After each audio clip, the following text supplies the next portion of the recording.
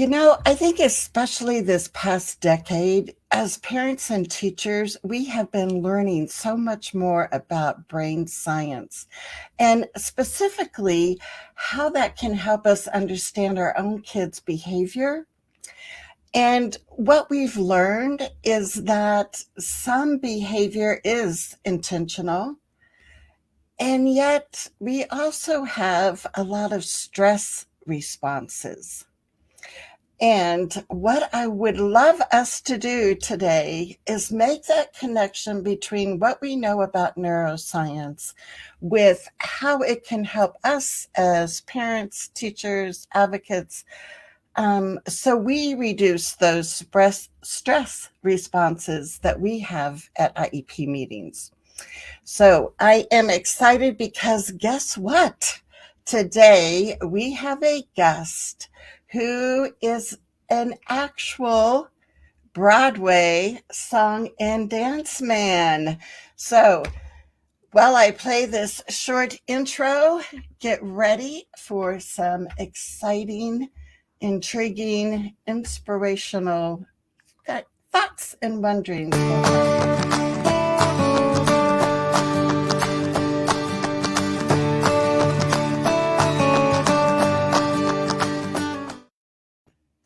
So here he is, Tripp Hanson, and he's actually a retired Broadway star. He appeared in Broadway shows for 25 years, all around the planet, in every one of our 50 states. And after he retired from Broadway, he was really interested in acupuncture.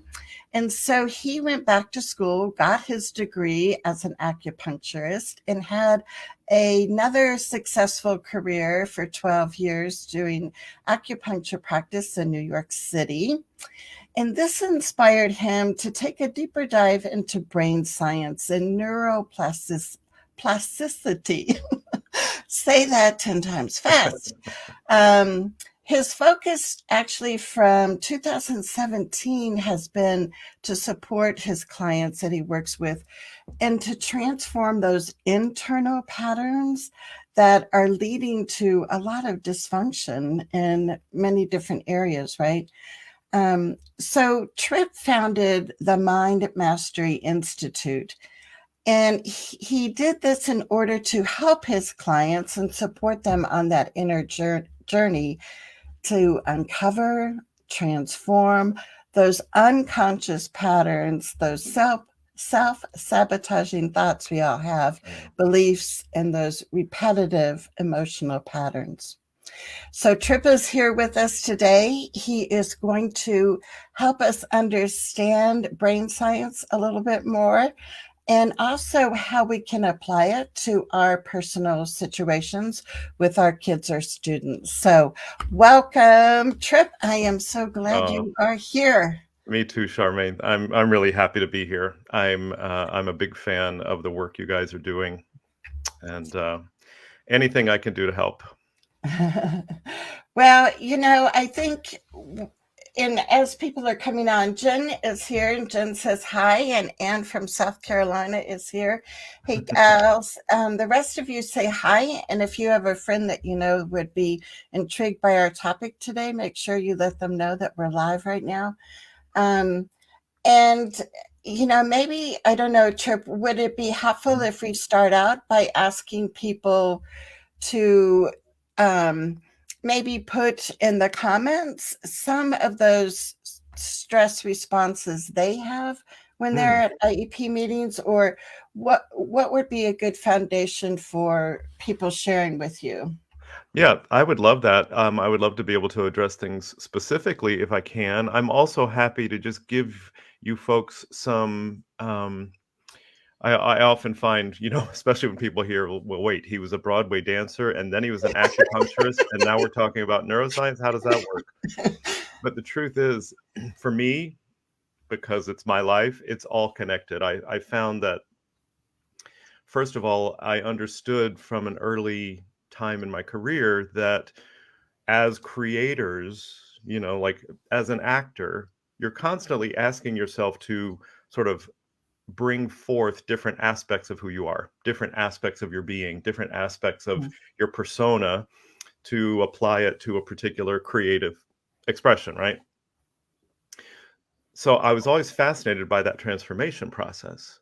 And then in acupuncture, as an acupuncturist, my Eastern medicine training was very much based in sort of some principles that are very connected to nature and how we as human beings, there's actually a trigram, the little Chinese symbols in acupuncture. There's a trigram that stands for man, that is actually a symbol of man, a person between heaven and earth, Huh. meaning that we're the connecting place between the infinite, whatever's possible, bringing it, and we are the conduit to bring those imagined possibilities down to earth.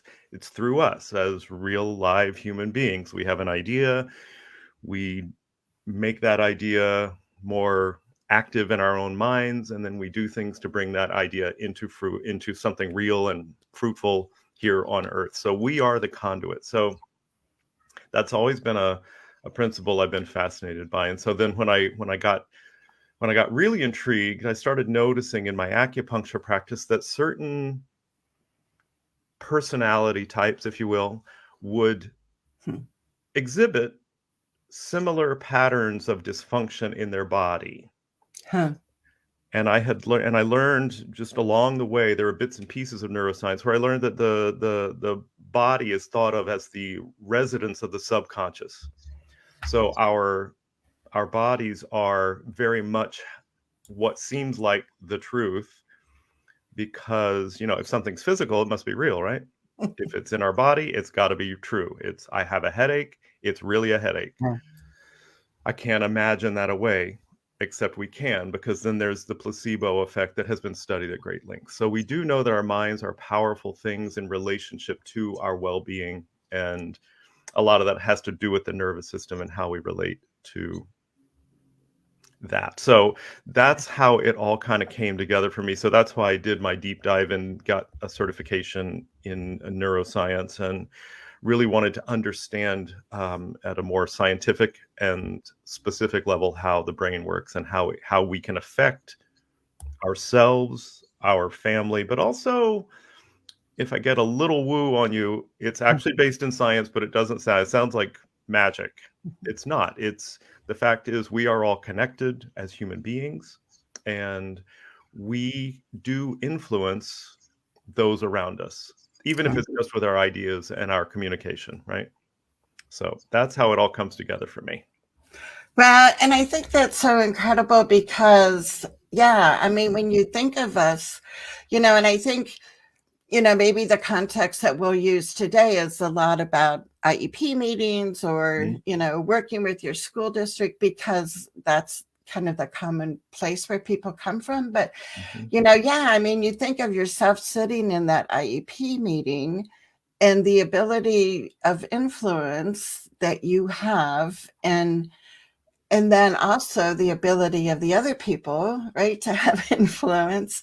Um, but I think, yeah, and it's almost like if we can be aware of some of those, beliefs that kind of keep that tape that keeps looping over and Yeah, over, absolutely. you know.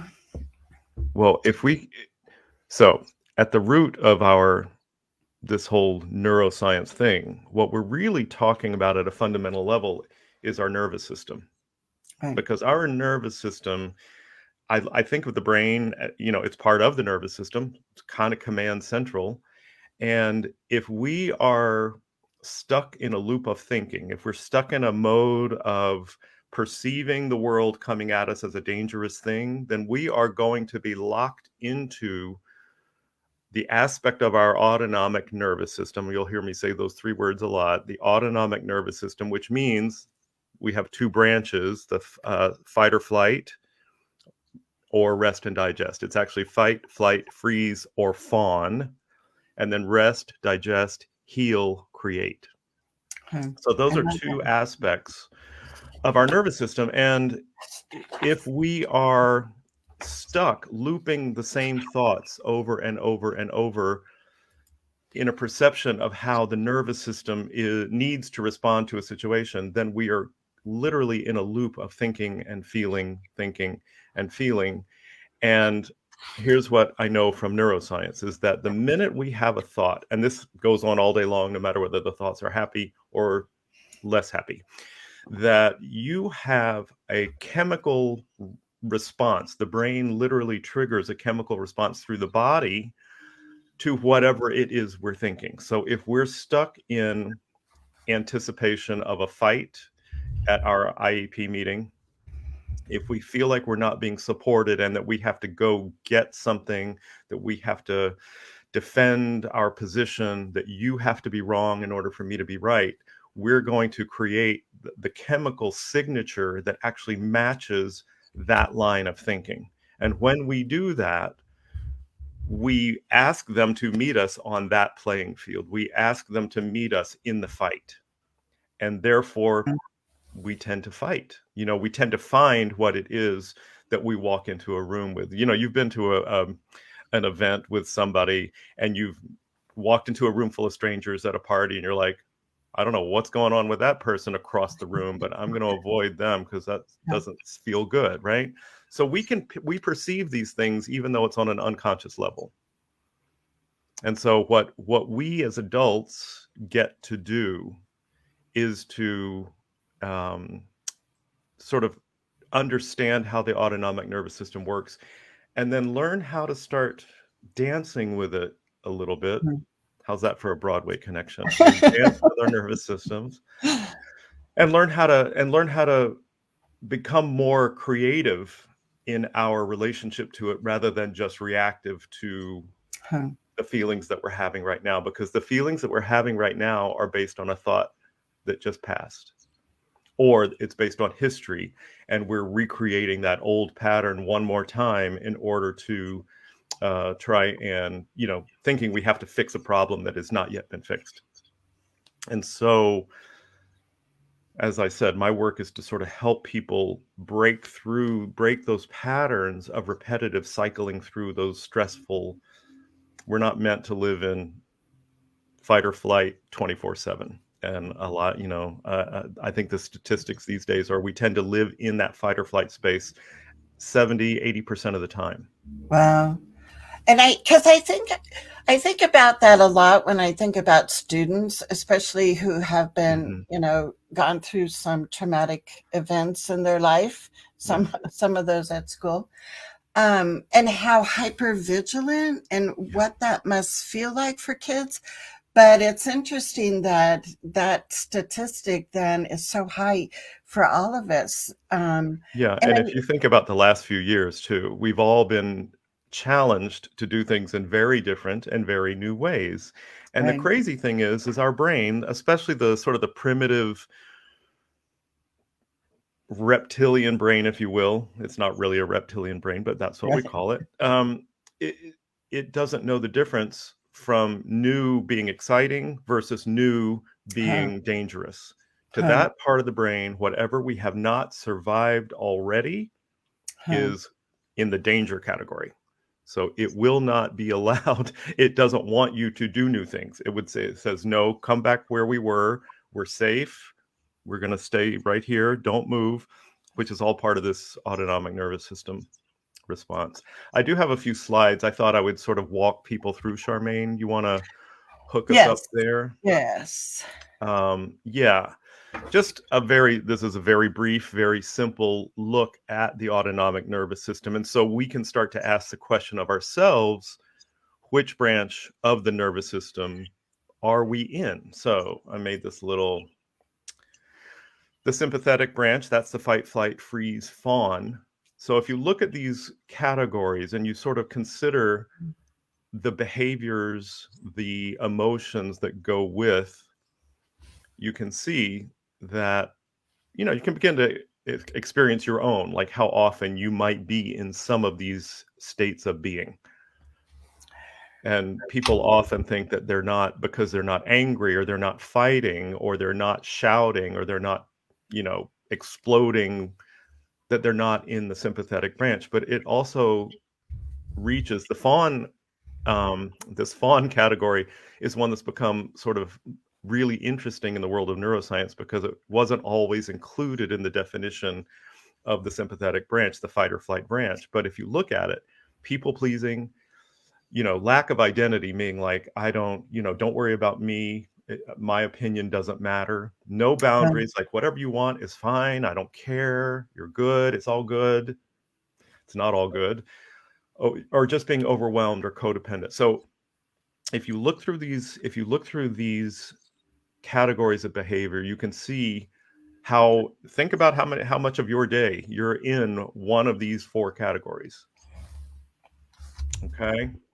I'm just going to let you sit there with that for a moment and just kind of go through those and just think about freezing is another one that I find interesting. I know that for myself as an adult in different stressful situations, I will often find myself in a freeze, like I call it getting stuck, like I'm in a loop. I can't quite figure out what I should do. That is definitely a response of the nervous system. That means I am in fight, flight, or freeze, or fawn. Okay, and then we go to. Oops, sorry. That's all right.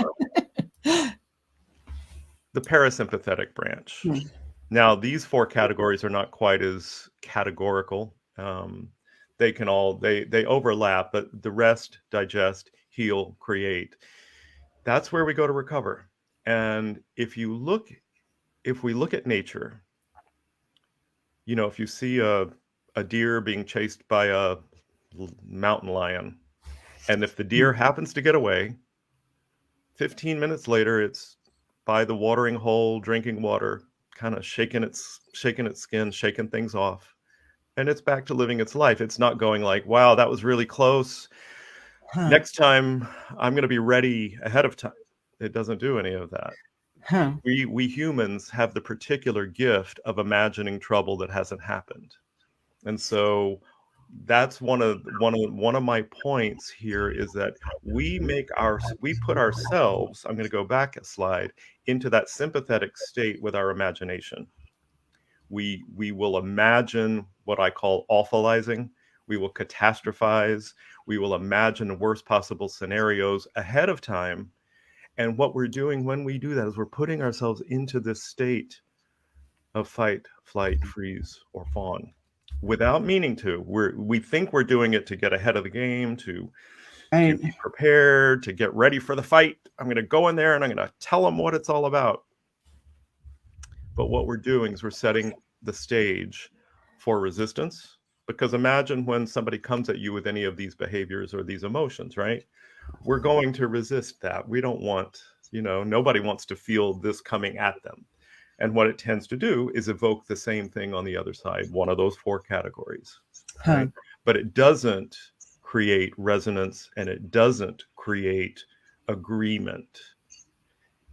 Because if you look just for a second, if you look at fawn, think about going into an IEP meeting and maybe the people, and you're feeling it. You're like, we're going to make this happen. And then they're all like, oh, great. Yeah, no, I really see what you're talking about. Yeah, we'll really get on that. We're going to make that happen. Imagine now that because you've come in that state of taking it on, there's a possibility that what you're triggering in them isn't agreement, but is actually part of this sympathetic. They've just gone to another quadrant of that sympathetic response. So back to my parasympathetic branch. This is what we want more of. This is what we would love to find our way to.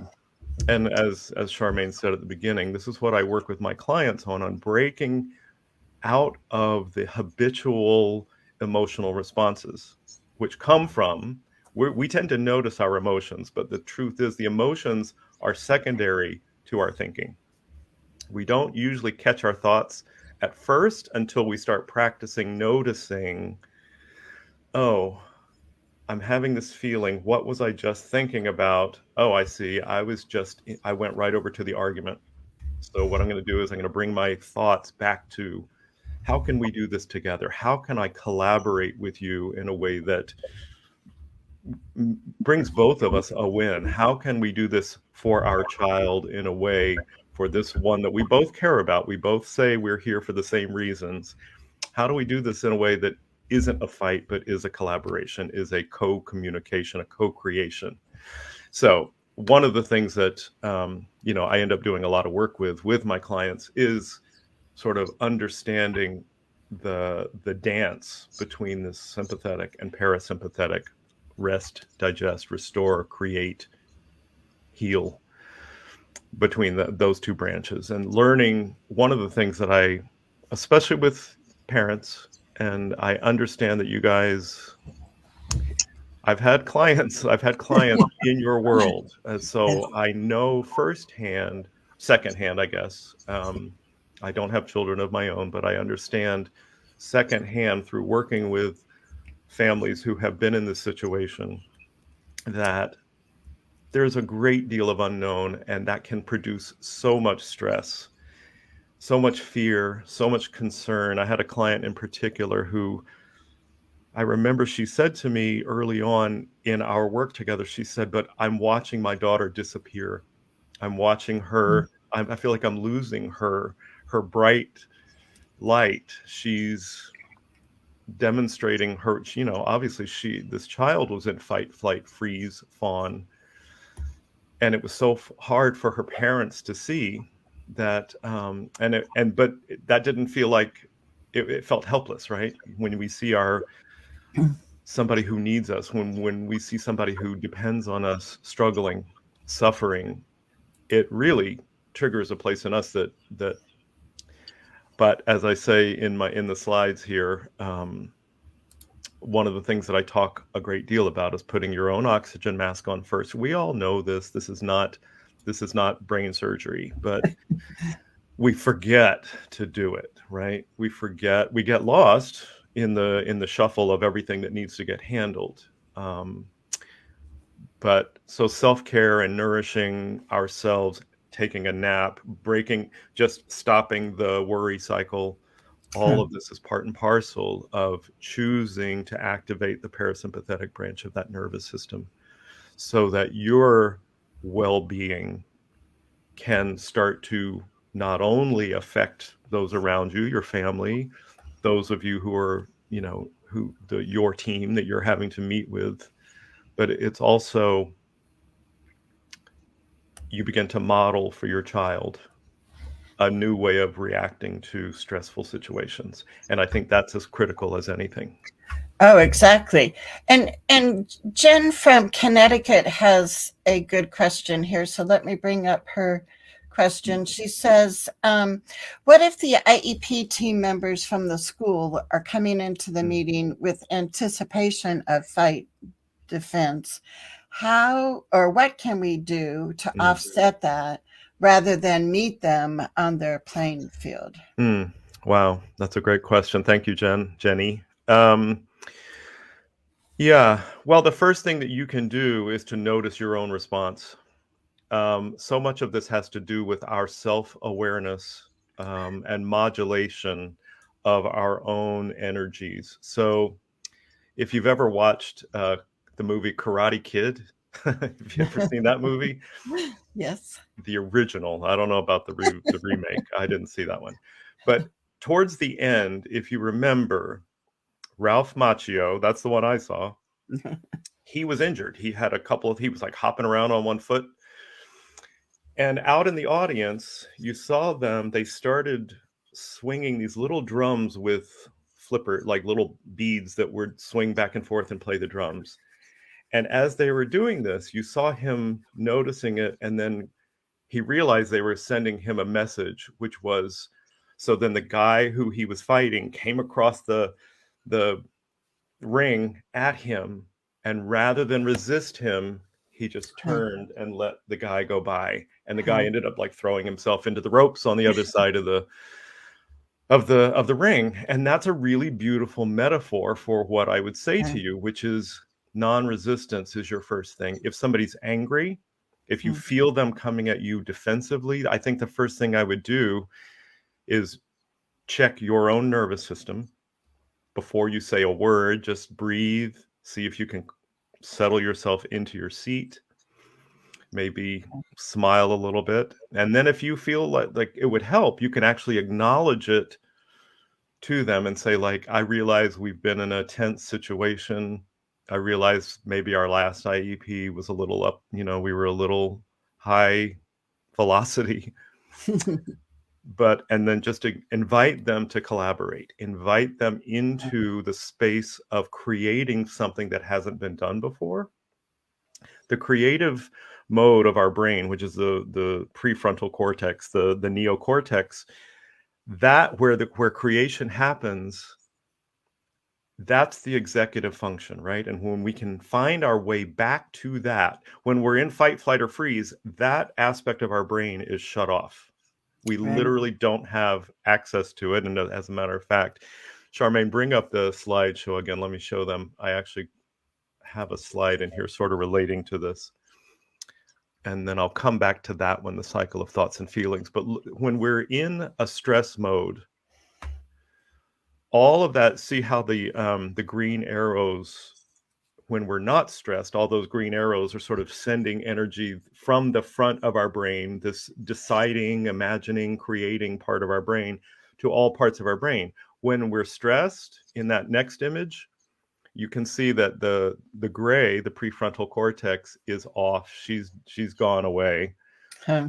And the amygdala, which is our emotional response to things, and our hypothalamus is lit up, and is, as you see below, weaker control of our thoughts, weaker control of our emotions, and our actions all follow that brain pattern. Whereas on the left, when we have the prefrontal cortex online, our executive creative function, we're in closer control of our thoughts. We're in better control of our emotions and our actions that we're going to take.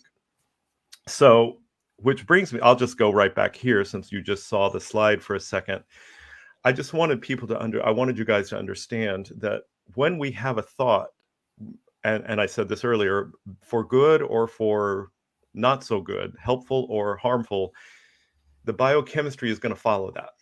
So what happens when we have a thought of a fight, when we have a thought of I need to defend, any of the fight, flight, freeze, fawn quadrants, the biochemistry that follows that thinking matches. So fight, flight, freeze, fawn turns into, I want to punch, I want to run, I'm going to lie down and take a nap because I'm just so tired all of a sudden. It's going to turn into one of those things. And none of those mean that you're in the creation space. Huh. And what we want to do with our IEP collaborators is create a team. We need to think like teamwork, right? So I hope that helps, Jen. Oh, I think tremendously. And I just, and that's the thing. I mean, even myself, I go to a lot of IEP meetings, being an advocate, and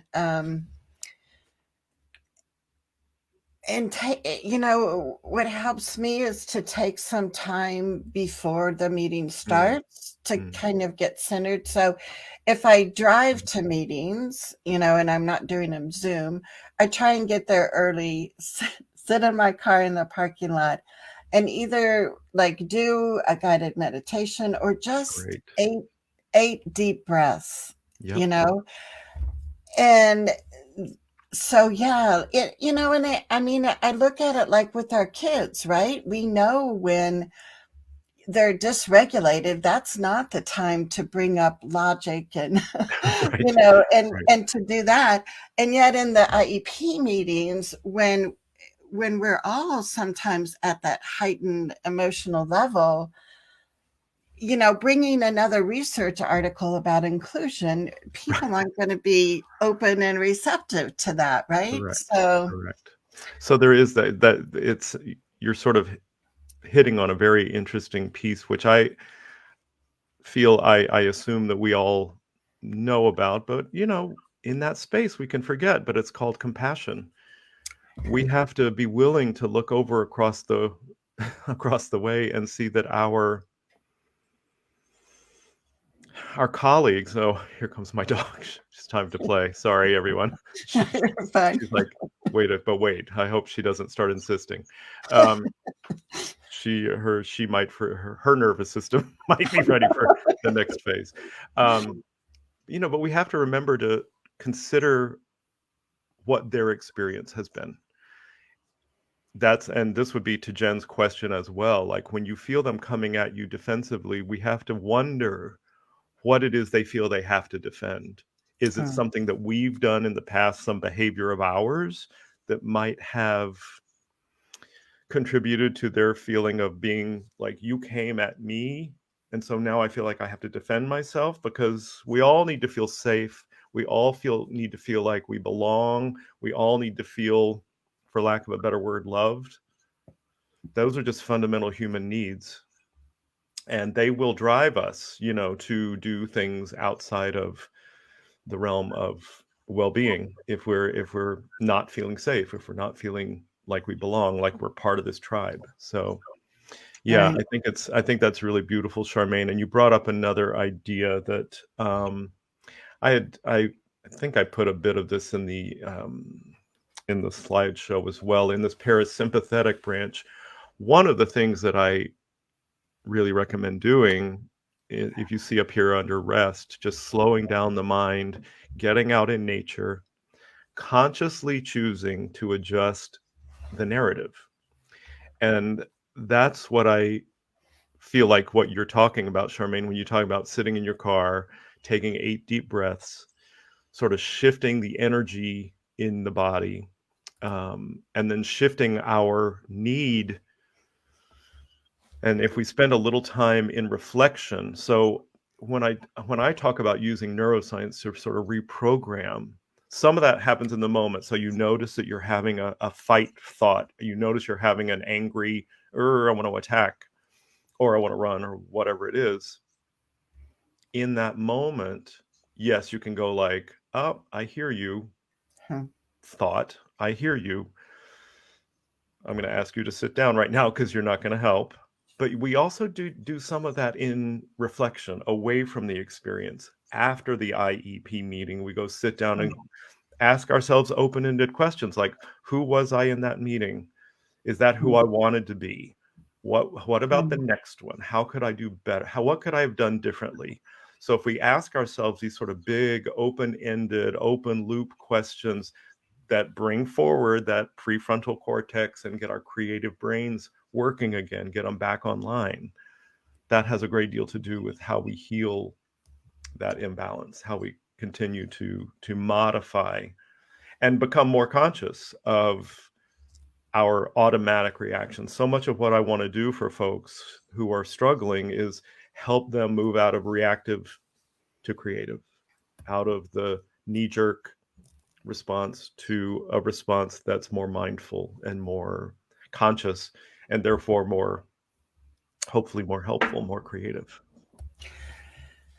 Yeah, can you be with us every day, like 24/7, and help us? Yeah, I got nothing going on. Because, and this is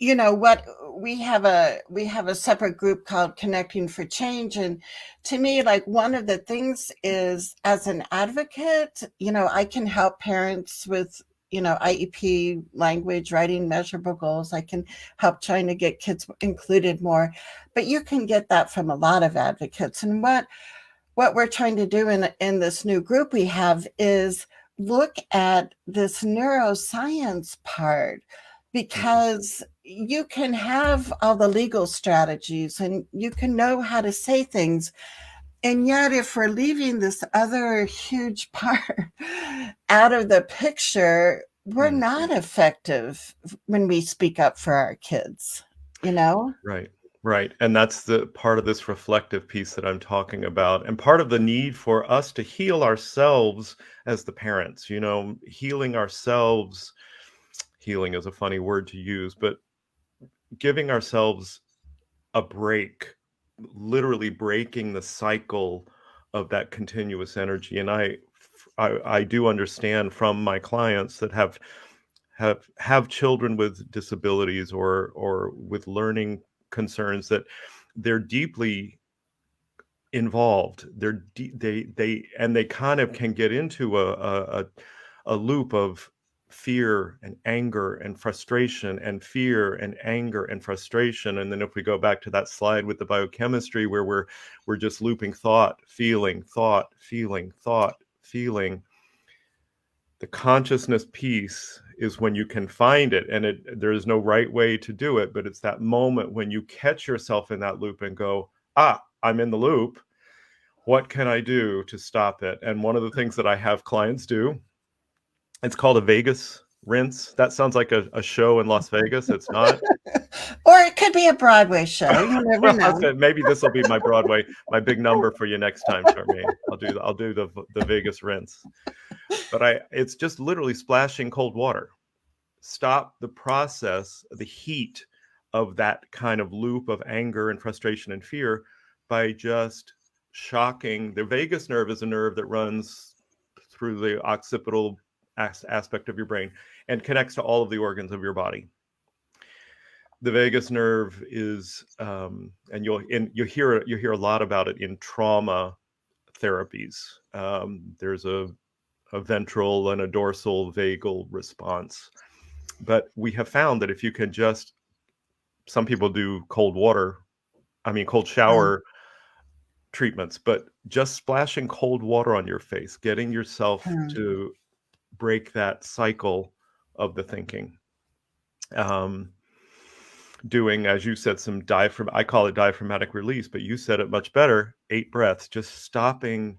I also call it just like tamping down the fire um, by slowing down your breathing, seeing if you can feel the energy of your heart for a second, knowing that you're doing the best that you can with everything you've got, trusting that somewhere along the way, you're going to find your way for all things to work out as much as we can control.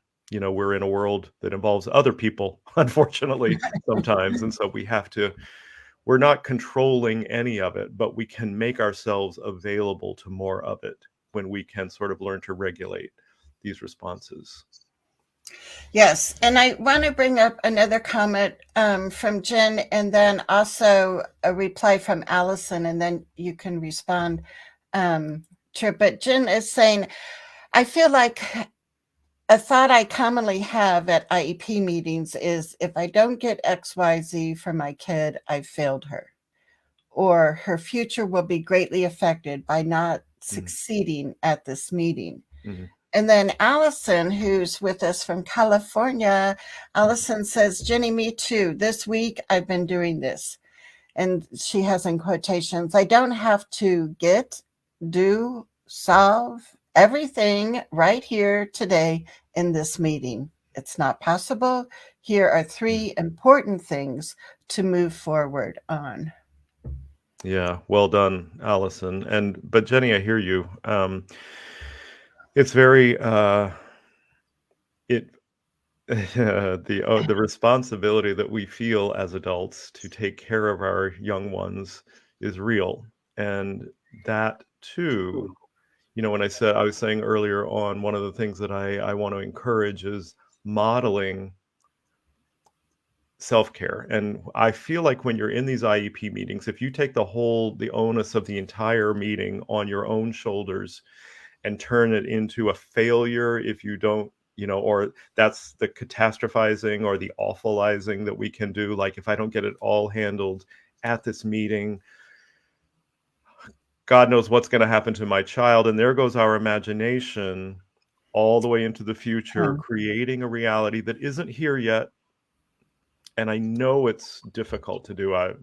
There is no preaching going on here because I have experienced these things myself.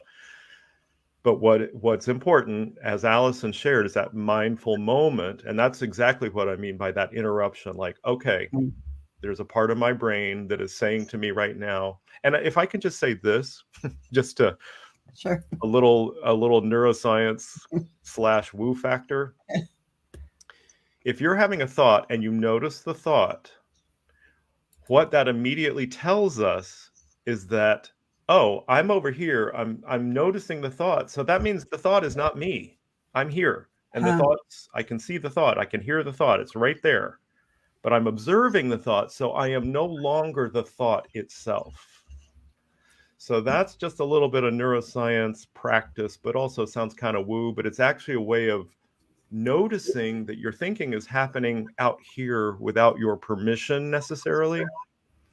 And it gives us a chance to go like, oh, okay, yeah, but that's not the one I want. So whoever's delivering these thoughts, I need a different one. I want a better one. And we literally get to, while this conversation doesn't necessarily feel like playing, we get to sort of take ownership of the fact that we are thinking our own thoughts. We are the thinkers.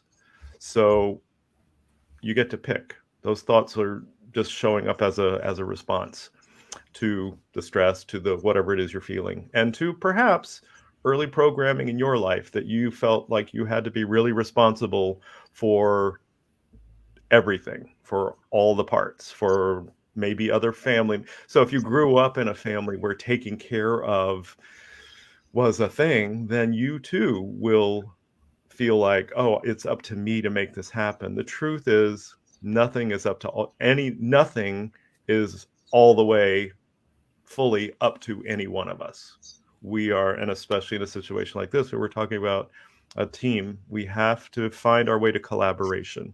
So, Mhm. what Allison was saying is, I think, prioritizing and saying, to your team, and Charmaine, you might have some thoughts here, but if you're in a team and they come at you with like, you feel them saying, like you feel like you're losing, quote unquote, the battle, maybe there's a way that you introduce having pre-thought this a little bit, like your 2 or 3 priorities, that then you say to the team, well, okay, so I realize we're not on the same page with this one idea. Can we agree that these 2 or 3 things are priority and that we will all commit to seeing these three forward, and then perhaps the other ones that I'm worried about won't be there at our next IEP meeting, or maybe they'll somehow new solutions will show up. Again, it's about staying as close to this creative process as opposed to the reactive as we can. Yeah, and I think so much of IEP meetings are to get the boxes filled out and checked, and Mhm. they're really, in the ones that I attend at least, there's really not much opportunity for being creative and talking. It feels like it's already kind of been decided, even though it's called a draft IEP and you have input. And Mhm. so that's why I think it can be really important for parents to meet with teachers before the actual formal IEP meeting and have some of these discussions and percolate some cool ideas, and then bring that, to the meeting itself. But yeah, it's hard to people are looking at their phones, what time it is, and Mhm. wanting to get on. So I think we recognize that, and then we go, okay, so what's a workaround? One possible workaround is you meet with people ahead of time, and if other people here have ways that they've tried too, I think that can be really helpful. I was going to bring up a couple more comments here. Um, this said, I had an advocate talk to me about the neuroscience for our son. He so needs connections before the learning will happen, Mhm. not just a hello, how are you, kid? I mean, real connections. Yeah, that's Yeah. really cool. Wow. And I often say the 3 R's of advocacy are relationships, relationships, relationships. Yeah. Um, and that's, yeah, and that's, so when we see that with our kids, Mm. that is also on a human level for us, right? Yes, I mean, we absolutely. need to have those connections and have that trust. So I don't know if you want to speak a little bit. I do, I do. Gene, that's potent, and I think that, I mentioned earlier I had a client who was dealing with some of these issues, and which is actually how I met Charmaine, but what I learned, and I learned through this process of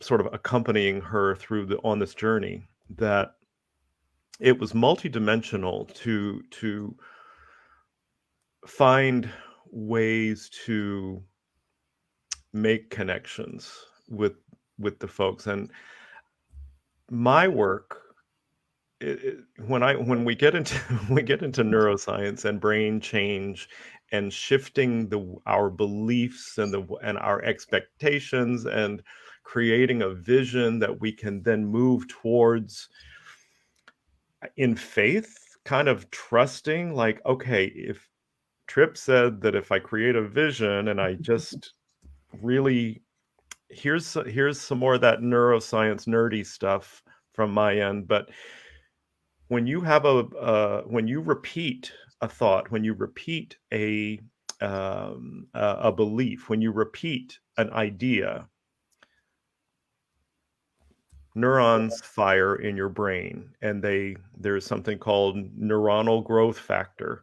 It's like glue, and it kind of attaches these neurons to one another to form a neural representation of the idea, of the thought, of the belief that you've revisited over and over and over. And if you revisit it enough times, it takes up permanent residence until Right. you ignore it, until you stop paying attention to it. So when we can focus our intention, our energy, our attention on what we want to see rather than what we've been seeing in the past, we this is why I say it's sounds woo, but it's not. It's actually neuroscience. And we focus on new thoughts. We start practicing new ways of thinking that don't feel real. They don't feel real any more than it felt comfortable to you the first time you got in a car to start driving. You had to learn all the things and where all the buttons were. This is no different. You start practicing new ways of thinking based on a vision that you're wanting to create. And as you practice those thoughts on repeat, you keep a little more neuronal growth factor, glues these neurons together, and you build a synaptic network of neurons that represent this new thought. And when we do that enough times, that same thing that used to be on autopilot in the background running all the time, like your old knee-jerk reaction, is now a new reaction that's running on autopilot. So there is a way, and it's much of the work that I do is helping people design by on purpose, Okay. designing a new reality in your brain. And it starts here. And I know that sounds like, what is he talking about? But it's neuroscience. And that's why I'm so crazy about it, because like you, like many of you, like I came up in the 80s.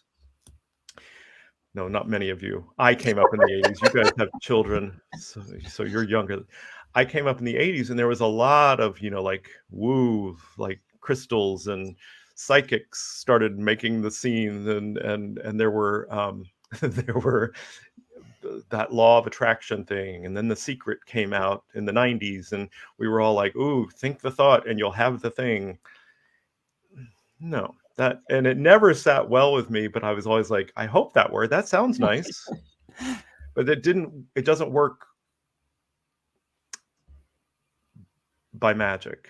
There is no such thing as that kind of magic. But what it does allude to is the fact that we can choose thoughts, we can choose new ways of thinking, we can choose new ways of behaving, and sort of reverse engineer this outcome that we wish to see.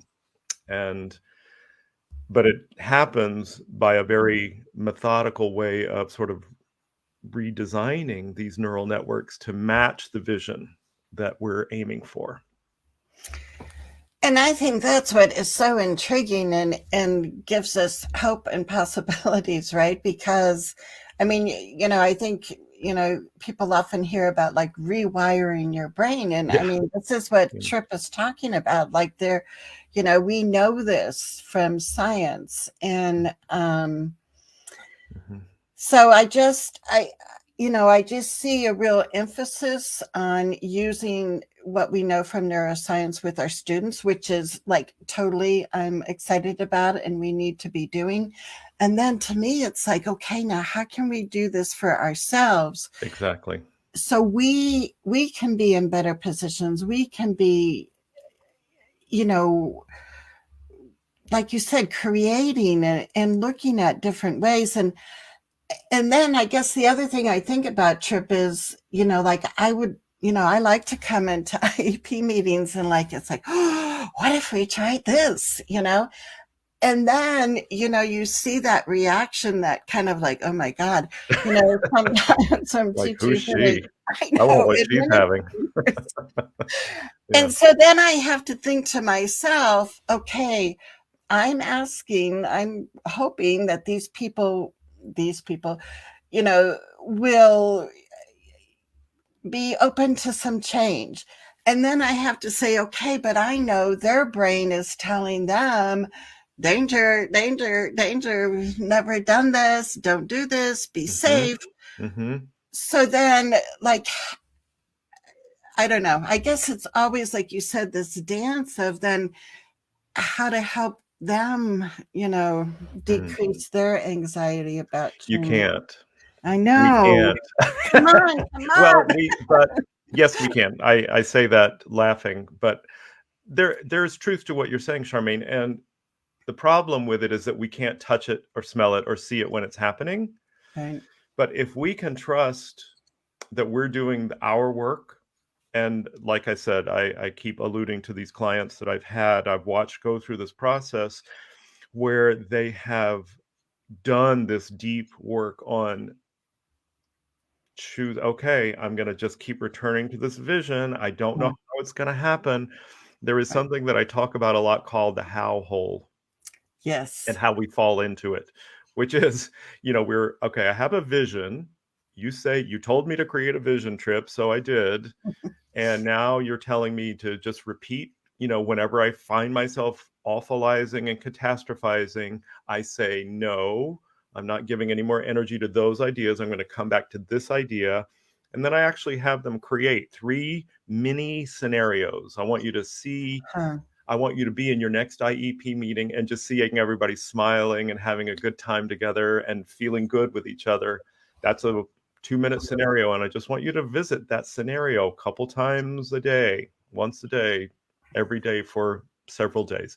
A second scenario would be seeing your kid running out when you're there to pick them up and seeing their teacher waving at you saying, oh, we had a great day. What an amazing, and your kid going like, I love school. I had a great time.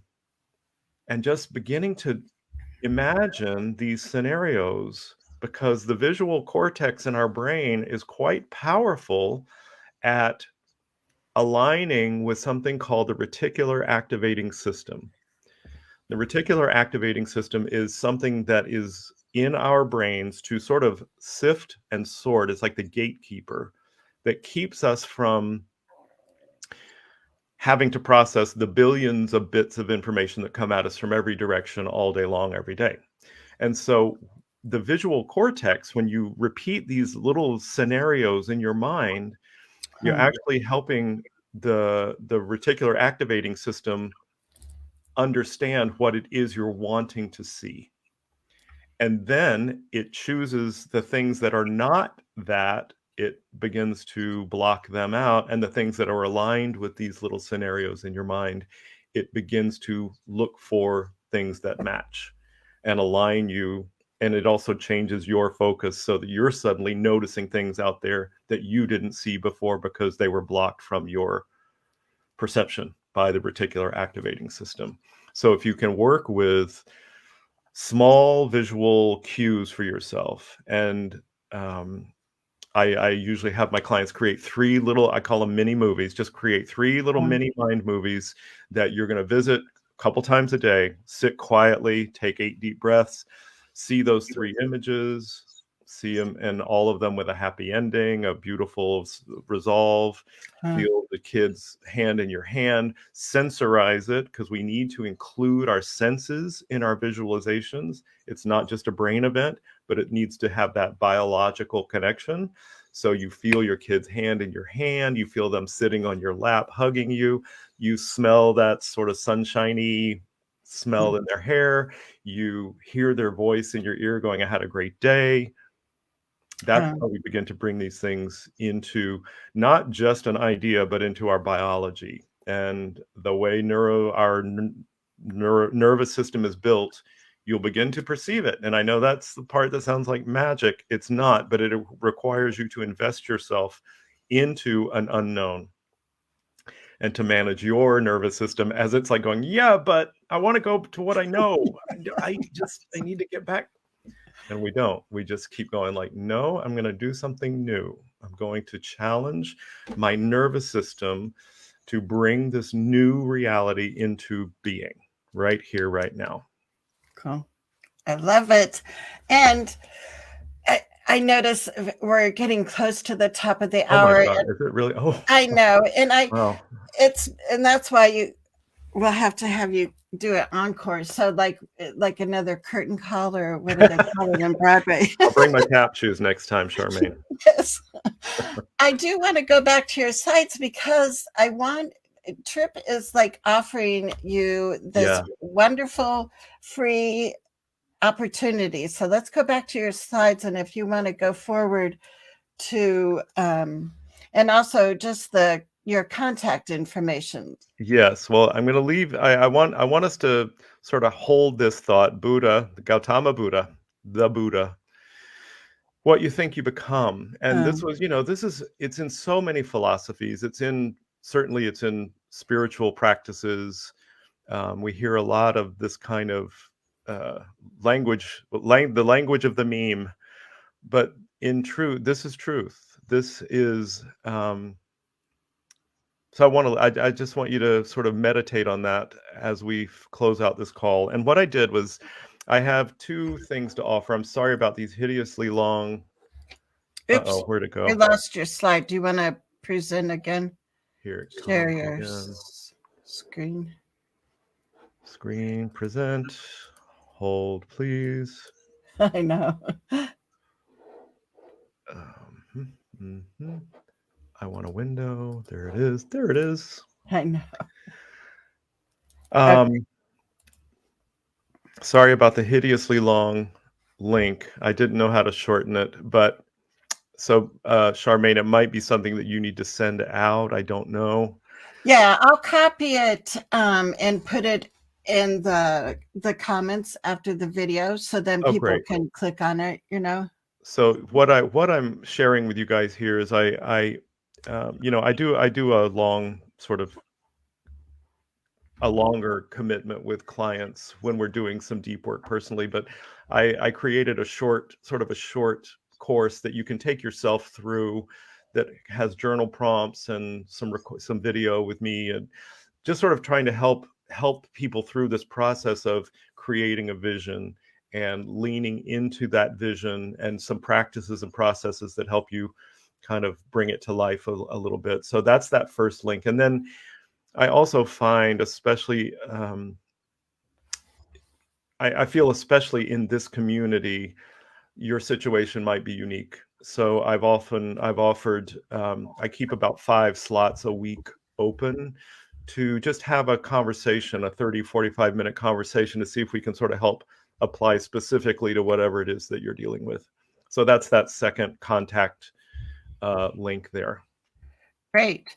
Yeah, so I am so excited, because the thought that we can hear from you more and go a little bit deeper is just wonderful. And thank you so much.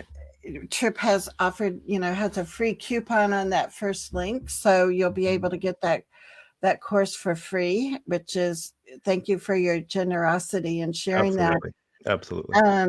And then, if by any chance, Charmaine, please let everybody know, if by any chance that link is weird or doesn't work, it should take you right to the free version. If you see a number on there, just go to the contact place and let me know, and I will get you the free copy.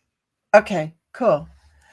And for those people with us right now that are also in our Connecting for Change group, we're going to be there in about 15 minutes. We're giving Tripp a break.